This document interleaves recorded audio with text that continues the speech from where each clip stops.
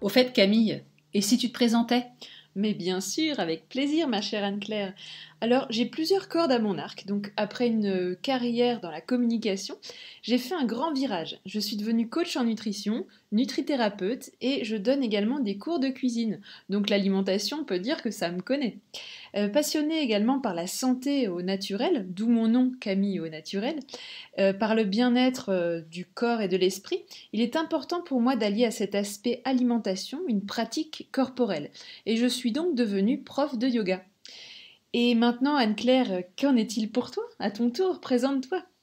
Eh bien, chère Camille, comme toi, j'ai plusieurs casquettes. J'ai été journaliste pour des revues professionnelles destinées au personnel de santé.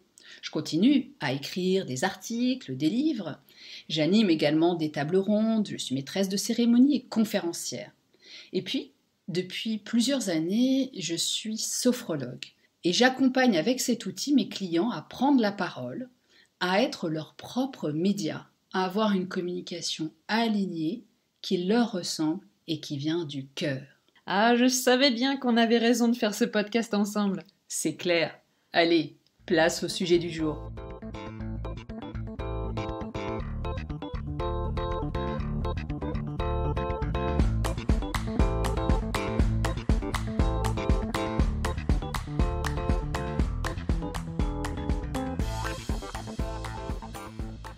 Bonjour à tous, donc nous allons continuer notre cycle sur l'apprentissage et aujourd'hui nous avons un nouvel interviewé, Jirka, que nous remercions chaleureusement d'avoir accepté notre invitation. Donc bonjour Jirka. Moje Jirka. Dobrý den. Que de langue. Ça tombe bien, c'est le sujet qui nous occupe aujourd'hui. Alors Jirka, qui es-tu? Présente-toi un petit peu à nos auditeurs pour savoir un petit peu qui tu es, d'où tu viens. Et voilà, je te laisse la parole. D'accord. Alors, moi, je m'appelle Jirka Toman. Je suis un traducteur vers le tchèque, parce que je suis d'origine tchèque. Alors, je traduis vers le tchèque. Et je traduis de l'anglais et du français. J'aimerais bien souligner la différence entre un traducteur et un interprète.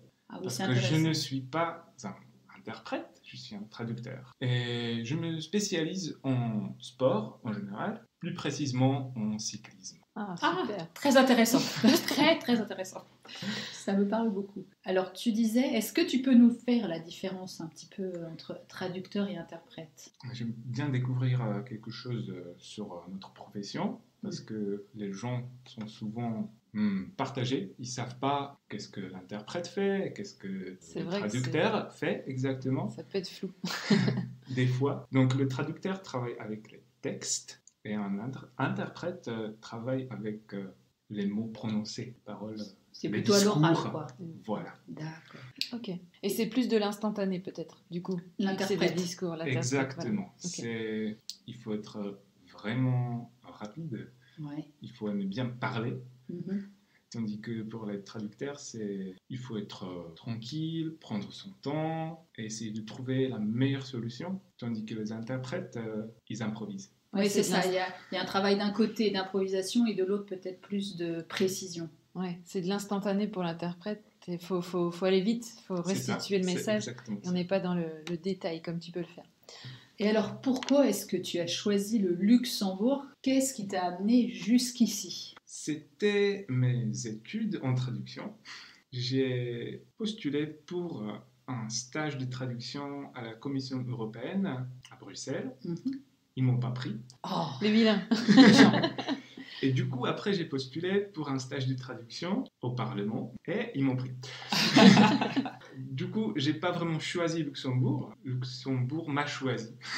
ah, mais c'est très bien aussi. C'est Hein. très bien puisque tu es encore là, c'est que ça te plaît pas trop mal. Oui, c'est pas seulement ça. J'ai choisi Luxembourg après mon stage parce que j'ai trouvé une copine ici au Luxembourg. Ah, l'amour. C'est ça. Donc c'était vraiment Un choix de cœur, on peut dire. un choix de cœur, oui. Et pourquoi ce choix de langue? Qu'est-ce qui t'a fait choisir le français et l'anglais pour traduire en fait? Et peut-être même déjà à l'école, comment ça Ouais. s'est présenté pour toi? En fait, j'ai commencé avec l'allemand à l'école maternelle parce que j'habitais dans le sud de la République tchèque, Mhm. qui est entouré des pays germanophones, l'Allemagne et l'Autriche. D'accord. Donc, chez nous, l'allemand, c'est une langue, tout le monde essaye d'apprendre première langue étrangère parce que c'est très utile.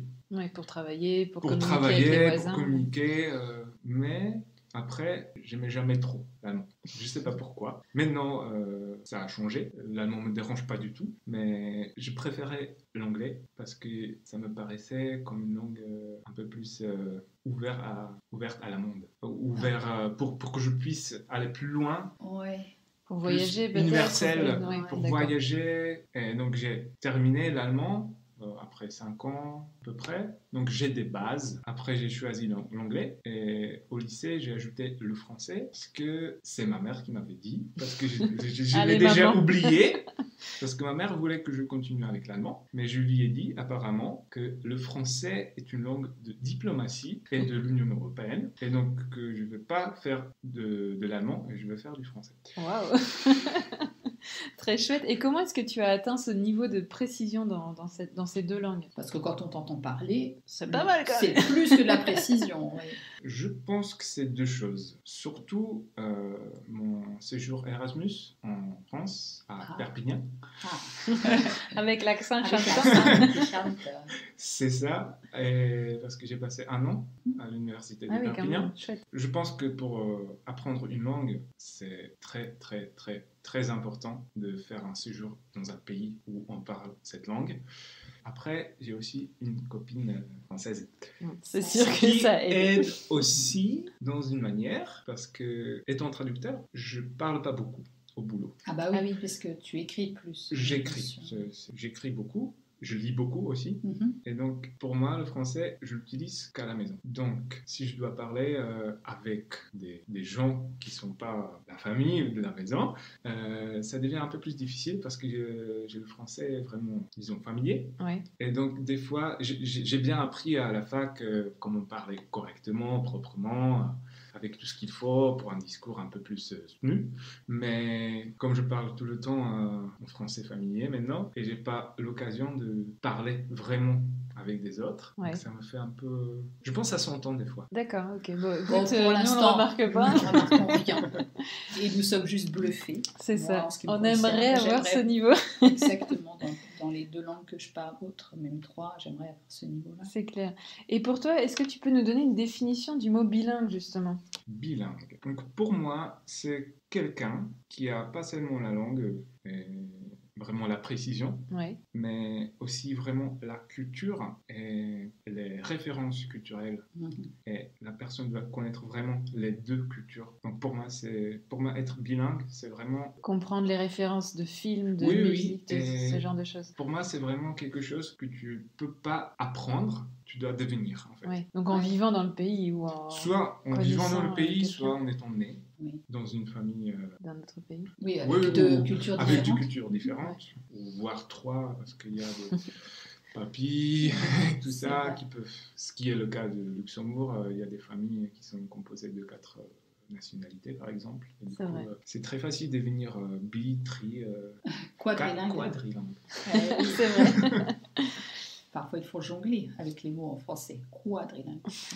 Justement, en parlant de ça, j'entends parfaitement ce que tu dis pour avoir moi-même vécu cette expérience d'avoir appris l'anglais à l'école, de m'être retrouvée au niveau universitaire à ne pas pouvoir entrer dans certaines écoles de journalisme auxquelles j'aspirais parce que mon niveau d'anglais n'était pas suffisant, ce qui m'a vraiment frustrée et je suis partie vivre aux États-Unis. Et là, ce que tu dis, ça s'est vraiment révélé très rapidement. C'était d'une part que d'être plongé dans un univers d'une autre langue, le cerveau il fait tout de suite les connexions de tout ce qu'on a appris à l'école et ce ressenti de la culture qui est vraiment spécifique et qu'on ne peut jamais vivre autrement que tant qu'on ne s'est pas plongé dedans. Alors du coup, la question qui me vient, c'est est-ce que toi, tu as pu, en voyageant, en t'installant ici, percevoir ces différences de culture et comment on pourrait dire, comment est-ce qu'on peut entrer en contact, en lien vraiment avec quelqu'un qui parle autre chose, une autre langue. Je ne parle pas uniquement techniquement, je parle vraiment humainement. Je pense que c'est surtout la volonté de partir dans un autre pays. Et après, parce que la langue, c'est pas seulement les paroles, les mots, c'est aussi, comme on avait dit, la culture, mais aussi les gestes, le comportement et beaucoup d'autres choses que, comme tu l'avais dit, on ne peut pas apprendre à l'école, à la fac. Il faut voir les gens, comment ils réagissent. Et après, si on se met à leur place un peu, parce que comme ça, on commence à comprendre comment ils marchent, comment ils vivent. Et c'est vraiment la vie avec la langue. Juste un exemple avec les baguettes. Lesquelles? Les baguettes françaises, plus exactement. Parce que chez nous, ça n'existe pas en République tchèque. Baguette. C'est quelque chose, on a du pain. Pour nous, là-bas, c'est du pain, comme ça. Pour les autres, pour les Français, c'est les baguettes. Et pour moi, c'est vraiment le symbole de la culture. Et que tout le monde me disait à la fac que oui, les Français et les baguettes et beaucoup d'autres choses. Mais j'avais l'impression que ça entrait dans le cerveau et ça partait de l'autre côté, par l'autre oreille. Mais quand j'ai vu vraiment les Français acheter des baguettes, faire la queue, des baguettes comme ça, et des petites baguettes dans les bras, oui. Et vraiment voir... Il y a un truc avec la baguette. Voilà, c'est exactement. Et c'est juste un exemple, mais ça, je pense qu'on peut généraliser à toutes les différences culturelles. Si on est capable d'aller dans un autre pays et voir comment les gens font, il y a vraiment des connexions qui se forment. Et ce qui nous permet aussi de comprendre pas seulement les gens, mais leur culture, alors devenir un peu plus précis. Oui. En langue. Dans le langage, bien sûr. Parce que comme ça, on gagne beaucoup de... En authenticité, en flexibilité aussi, peut-être. Ouais. En subtilité, en précis. Aussi, parce que les subtilités, c'est quelque chose que... C'est pas évident à acquérir, en fait, finalement. Ouais. Ce que tu évoques pour la baguette, j'en parlais juste avant qu'on enregistre le podcast, je l'ai vécu d'une autre manière à travers ma fille aînée quand on est arrivé à Luxembourg, qui était donc scolarisée en luxembourgeois et alphabétisée en allemand, sachant qu'elle venait d'un pays et de parents 100% francophones, c'était pas évident. Et on s'est heurté au moment d'apprendre les mathématiques. Nous, en tant que Français, on suivait beaucoup nos enfants à l'école, on les aidait beaucoup. Et son papa était très fort en mathématiques. Et on parle donc vraiment de l'apprentissage de base. Et au début, il ne comprenait pas comment est-ce qu'on pouvait lui enseigner les mathématiques de cette manière. Jusqu'à ce qu'on se rende compte qu'effectivement, en allemand ou en luxembourgeois, on dit 2, 20, on ne dit pas 22, et que du coup, naturellement, on ne peut pas apprendre à compter de la même manière. C'est un autre exemple qui permet de refléter une culture. C'est vrai, mais c'est comme au Japon ou dans les pays où il y a des gestes à faire, si on ne les fait pas, on passe un peu pour quelqu'un de... peut-être un but de sa personne, ou alors qui fait... parfois, c'est des fautes graves. Il faut donner au Japon sa carte de visite avec des 2 mains ou des choses comme ça, je crois. Et si on ne le fait pas, c'est un peu un manquement, finalement. C'est un incivisme, presque. C'est vrai que tant qu'on ne connaît pas toutes ces subtilités, qu'on ne les a pas vécues, c'est dur de se sentir vraiment... de se sentir vraiment totalement intégré. Et est-ce qu'un jour, on peut être vraiment intégré, finalement, aussi dans un pays qui n'est pas le sien ? C'est une vraie question. Qu'est-ce que tu en penses ? Je pense que ça dépend de la personnalité. Et si je considère moi, je pense que je ne peux pas devenir, disons, français, ni luxembourgeois pour le moment, parce que je veux vraiment garder mon aspect tchèque. Bah oui, les racines. Je ne dis pas qu'on ne peut pas vraiment accepter certaines choses ou prendre des choses d'une culture, par exemple le fromage. J'ai changé mes habitudes. Je suis vraiment très fromage maintenant, parce que je vis avec une Française, donc en général. Et avec un petit bout de baguette. Voilà. C'est encore meilleur. C'est excellent. Mais par exemple, je ne suis pas assez tchèque pour les Tchèques parce que je ne bois pas de bière. Ce qui est très intéressant parce que si je vais quelque part et il y a des étrangers, en France, en Belgique, peu importe, au Luxembourg, si je dis à quelqu'un que je ne connais pas que je suis tchèque, et tout de suite il commence tout de suite à parler de la bière. Est-ce que tu bois de la bière? Non. Ah j'ignorais ce lien entre la Belgique et vous. Quoi. Et après il dit t'es tchèque? T'es sûr? C'est comme le français qui ne mange pas de la galette. C'est ça. Ou C'est pas de ça. fromage. Il y en a, Et il y en a. mais c'est pas vraiment la culture. C'est moins fréquent. C'est moins fréquent, oui. Mais si je peux encore dire quelque chose sur l'apprentissage de la langue, c'est comme avec les exemples du chinois, du japonais, juste et surtout comment on apprend en allemand ou en français la maths. Donc moi, comme j'ai fait mes études aussi en France, j'ai passé 1 an à Perpignan, et j'étais très surpris par les tests et par les périodes d'examen, parce que tout était à l'écrit. Tandis que chez nous, on faisait beaucoup d'examens oraux. Ah, c'est intéressant ça. C'était vraiment quelque chose. Et Radicalement opposé. on galérait parce qu'on n'était pas habitué à écrire Des Vraiment dissertations. vraiment des dissertations sur un. Et donc chez nous, on pouvait parler, on échangeait un peu. Donc c'était vraiment différent. L'approche est vraiment différente. Et c'était difficile à un peu accepter parce que c'était déjà un peu tard dans mon éducation. Donc Bien sûr. à la fac, c'est déjà un peu, on a déjà des Une vingtaine habitudes. d'années. Voilà, donc on se sent un peu. Donc c'était très intéressant de voir. Et je pense qu'en comprenant les différences culturelles, on peut mieux comprendre les autres en général. Et mieux comprendre peut-être aussi pourquoi l'apprentissage des langues notamment est plus difficile dans certains pays. Par exemple en France, c'est vrai qu'on va pas se cacher, on n'est pas enfin c'est pas c'est pas en France qu'on apprend peut-être de la meilleure des manières les langues, et que dans un pays comme la République tchèque par exemple, le fait d'être beaucoup plus à l'oral, ça va peut-être faciliter cet apprentissage. C'est possible. Et j'ai lu aussi quelques articles sur l'apprentissage des langues en Europe. Et si je me souviens bien, la capacité d'apprendre une langue dépend, ou bien apprendre une langue, dépend aussi de la capacité de prononcer certaines voyelles ou consonnes. Par exemple, nous, les Tchèques, en général, on sait faire beaucoup de sons dans notre langue. C'est très large ce qu'on sait faire. Et je pense que, par exemple, en français, vous êtes un peu plus étroit. Donc, ce qui peut un peu expliquer le fait qu'on ait un bon accent quand on parle certaines langues. Oui. Par exemple, ou certaines langues. Parce qu'en tchèque, je pense qu'on fait bien l'allemand, le R en allemand, ou on est très proche, enfin, toutes les langues slaves. Ouais. Bien sûr. Donc c'est proche, on peut bien comprendre. Les Français peuvent bien comprendre l'italien, l'espagnol. Oui, il y a une même racine, effectivement. Voilà. Mais ce que tu dis là est à la fois vrai et pas vrai, parce que, enfin, je suis d'accord avec tes propos, simplement, objectivement, si on regarde dans les autres pays du monde, je ne suis pas certaine que, sauf dans certains qui ont des particularités probablement comme vous, et qui sont aussi géographiquement enclavés entre d'autres, ce qui n'est pas le cas de la France, on a aussi, enfin pour moi c'est un mythe, c'est-à-dire que pour être allé dans divers pays du monde, la grande majorité des gens ont beaucoup de mal à parler une autre langue. Et c'est assez intéressant aussi, c'est que historiquement, le français, pendant longtemps, a dominé la planète, et que maintenant qu'on est passé à l'anglais, observez le nombre d'anglais qui parlent une autre langue. C'est intéressant.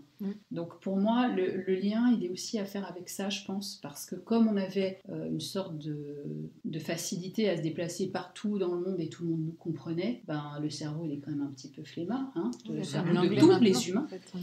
Et on reste quand même une langue qui est beaucoup parlée, donc je crois aussi que ça contribue à cette difficulté. Et ce que tu viens d'ajouter est certainement aussi vrai sur le volet un peu plus technique avec le nombre de voyelles, de sons, parce que moi je l'ai vécu en luxembourgeois. Un jour j'ai dit à l'une de mes enseignantes, écoute, je vais t'écrire au tableau ce que j'entends, et c'était impressionnant parce qu'elle se rendait compte que je n'entendais pas plus certains phonèmes, c'était vraiment interpellant. Ah oui. Ouais. Alors en plus, j'ai appris tard, et plus tu vieillis, moins tu entends de sons. Donc, et alors, pour restituer la prononciation, du coup, ce que tu disais tout à l'heure, Jirka, super compliqué. Oui, je comprends. J'ai des difficultés avec les nasales en français. C'est quelque chose qui n'existe pas en tchèque. Donc du coup, on doit vraiment apprendre. Et des fois, j'entends pas la même chose que les autres. Oui, c'est ça. Et si j'essaie de prononcer, ça j'arrive pas, ça sort pas correctement. Tu ne peux pas, bien sûr. Donc, il y avait un moment où j'ai arrêté d'acheter 2 baguettes parce que personne ne comprenait. Donc, j'ai acheté 3.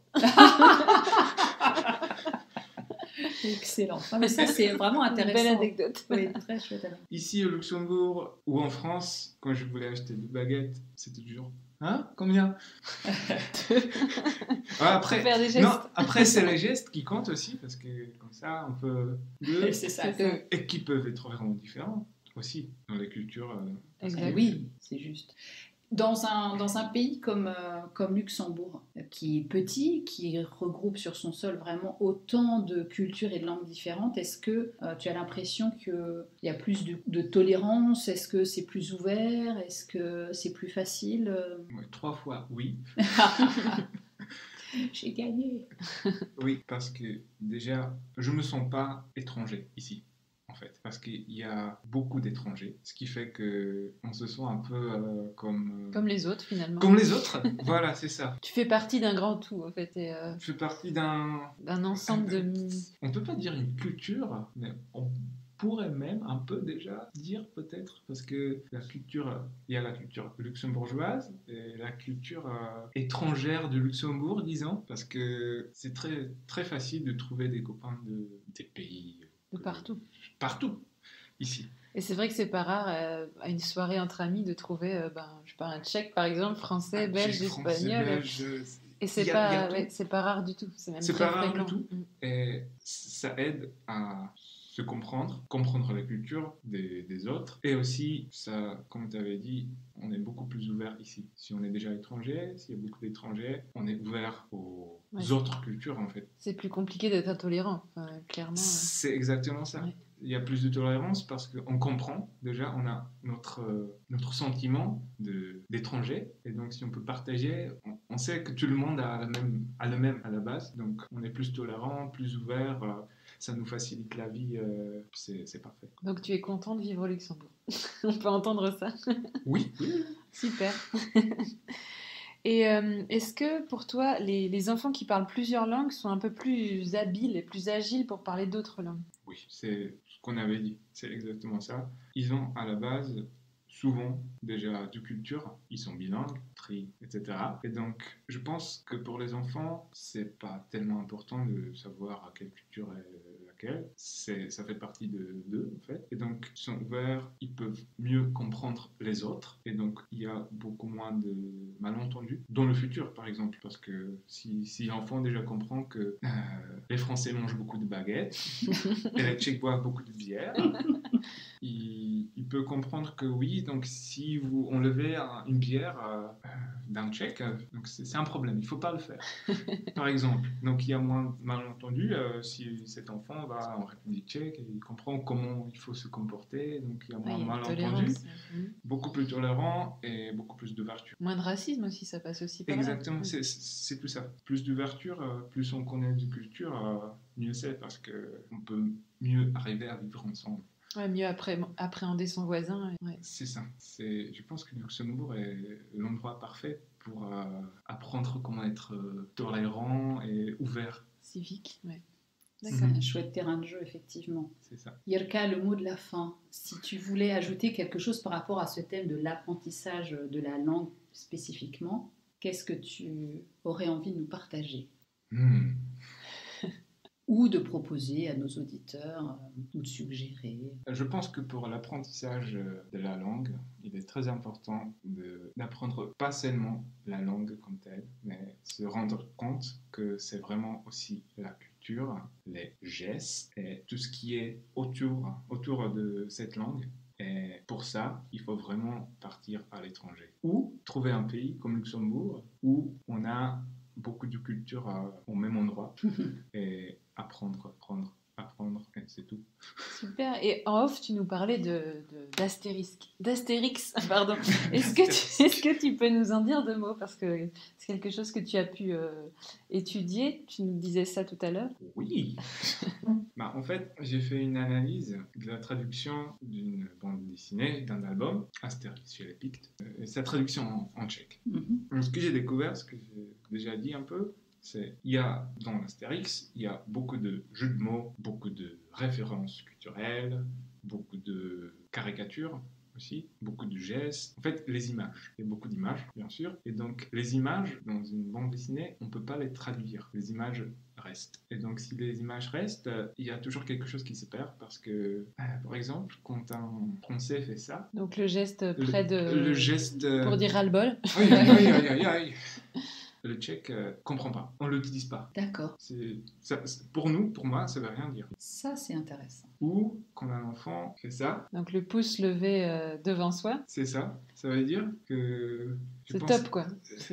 Soit c'est top, et après il y avait pas une chose avec un jeu d'enfant où il faut le pouce et ça suffit ou... Alors ça ne me parle pas trop. Pas trop. Attention, il y a des références qui sont peut-être un peu anciennes. Ouais, peut-être aussi. Aussi. Mais déjà, juste les gestes qu'on ne peut pas traduire sont... Oui, en disant sur... Il faut expliquer traduction. autrement, mais dans une bande dessinée, on ne peut pas. Donc, des fois, on peut substituer par quelque chose qui est connu en République tchèque, en tchèque, et faire une référence à quelque chose qui est... Qui ne voudra rien dire en français, mais qui C'est parle qui au parle peuple au tchèque. public tchèque. D'accord. Ce que tu dis là est vraiment passionnant parce que quand on entend dire que notamment cette bande dessinée a été traduite dans je ne sais pas combien de langues, à chaque fois il a fallu S'arracher les cheveux pour réinventer presque la roue. Enfin, Voilà. c'est très difficile. Ça nous semble finalement clair. un exercice très simple de traduire les mots, mais comme tu viens de le dire, et ça c'est pas forcément évident de s'en rendre compte, Ouais, les gestes. notamment et particulièrement sur la bande dessinée, Il y a le c'est geste. plus subtil et plus précis que ça finalement. C'est pour ça qu'en plongée, en fait, il y a des gestes internationaux pour dire pudeur, stop, etc. Sinon, personne ne se comprendrait sous l'eau. Ça pourrait mener à des petits soucis. Le morse, il faut en venir au morse. C'est ça, C'est c'est ça. un peu ça. Eh bien, super, c'était très intéressant de partager avec toi, Jirka, tout ton vécu et ton expérience ici au Luxembourg en tant que Tchèque. Merci beaucoup. Merci Jirka, et n'hésitez pas à aller regarder donc les bandes dessinées Astérix et Obélix dans votre langue, dans la langue d'origine. Peut-être amusez-vous à faire les comparaisons, ce sera vraiment très enrichissant pour chacun d'entre vous. Merci Jirka. Merci à vous pour l'invitation. C'était Avec un vrai plaisir. plaisir. Et à très bientôt. Et puis, sans vouloir copier tous les podcasteurs, merci de faire le nécessaire pour qu'un plus grand nombre connaisse ACAM, Le podcast en duo, Made in Luxembourg, léger qui picote. et donne envie de changer. Alors on like, on partage. On commente, faites-vous plaisir Et si vous avez des suggestions, ce sera vraiment avec grand plaisir que nous les lirons. et que nous en tiendrons compte parce que ce podcast, c'est notre canal pour nous exprimer, mais c'est le vôtre également. À très vite pour notre prochain épisode. À bientôt.